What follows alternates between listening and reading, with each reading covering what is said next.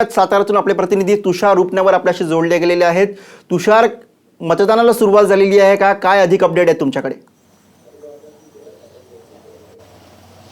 साताऱ्यामध्ये मतदानाला सुरुवात झालेली आहे। राज्यातला सर्वात महत्त्वाचा आणि चर्चित असणारा मतदारसंघ म्हणजे अर्थात सातारा लोकसभा मतदारसंघ।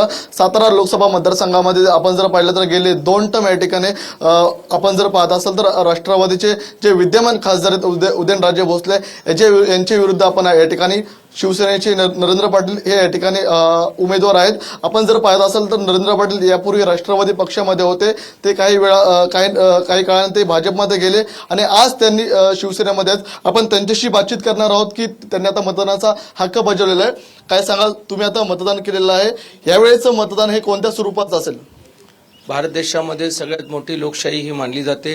लोकशाहीतल्या तिसऱ्या टप्प्याचं मतदान आज महाराष्ट्रातल्या वेगवेगळ्या कानाकोपऱ्यामध्ये होत असताना सातारकर ह्या ठिकाणी मतदान करण्यामध्ये खूप आनंदात आहेत, कारण सातारकरांना ह्या विषयावरती या मतदानाच्या माध्यमातून जिल्ह्यामध्ये एक परिवर्तन करायचं आहे आणि त्या परिवर्तनाच्या माध्यमातून रोजगार, दुष्काळमुक्त, शेतकऱ्यांना चांगला बाजारभाव, त्यांच्या मालाला चांगला बाजारभाव, उद्योगधंदा वाढवण्याकरिता आणि छत्रपती शिवरायांच्या काळामधील जे गडकट किल्ले आहेत हे किल्ले आणि आमच्या सातारकरांचं नाव उंच करण्याकरिता लोकांमध्ये फार उत्साह आहे। ह्या वेळेला 100% मतदान खूप चांगल्या पद्धतीने होईल। ताई, तुम्ही स्वतः मतदान केलेलं आहे। या मतदारसंघामध्ये मोठ्या प्रमाणावरती या ठिकाणी महिलांची टक्केवारी आहे। सुरुवातीला सकाळच्या टप्प्यामध्ये सुद्धा मोठ्या प्रमाणावरती महिला मतदान करण्यासाठी बाहेर उतरल्या होत्या। तुम्ही सातारा जिल्ह्यातल्या महिलांसाठी काय आवाहन करणार आहात?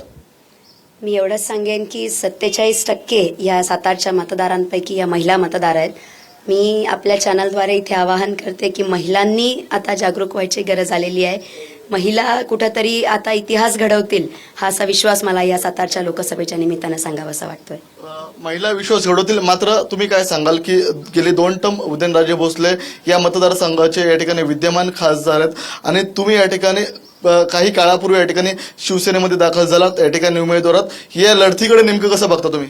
खूप चांगल्या पद्धतीने लढत आहे आणि ही लढत फक्त विकासाची आहे आणि विकास जो गेल्या 10 वर्षात तरुणांना दिसला नाही, वृद्धांना दिसला नाही, आमच्या परिसरामध्ये दिसला नाही, उद्योगधंद्यामध्ये दिसला नाही, त्या विकास न झाल्यामुळेच लोक या ठिकाणी मला मतदान करतील। हे मतदान हे विकासासाठी मतदान असणार आहे। मात्र या ठिकाणी आज मतदार राजा या ठिकाणी मतदान करेल, मात्र कोण या ठिकाणी निवडून देणार हे 23 तारखेस ठरवणार आहे। मात्र आता जर आपण पाहिलं असेल तर सकाळचे आता 7:40 झाले, मात्र मोठ्या प्रमाणावर या ठिकाणी मतदारांचं या ठिकाणी आपल्याला मतदान करताना पाहायला मिळते। धन्यवाद तुषार या सगळ्या माहितीसाठी।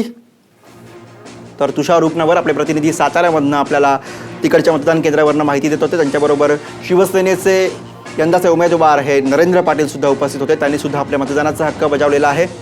तर साताऱ्यामध्ये एक प्रमुख लढत रंगते आहे। शिवसेनेकडनं नरेंद्र पाटील आणि राष्ट्रवादीकडनं उदयनराजे भोसले हे निवडणुकीच्या रिंगणामध्ये आहेत।